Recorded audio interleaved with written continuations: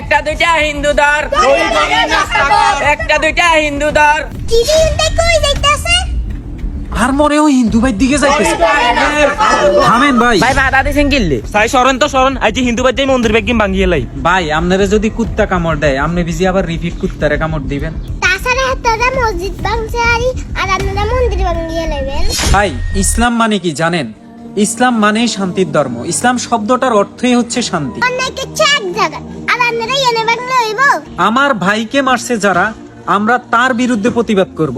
আর এটার ইঙ্গিত দেয় কে, এটার উস্কানি দেয় কে, আমরা তাদেরকে ধরবো। তার মানে এইটা না যে সব হিন্দুরা খারাপ। দলমত নির্বিশেষে আমাদের বাংলাদেশ, এই বাংলাদেশে যারা এই উস্কানিমূলক কাজ করতেছে বা উস্কানি দিতেছে এদেরকে ধরেন। আর এখন আমাদের এক দফা এক দাবি।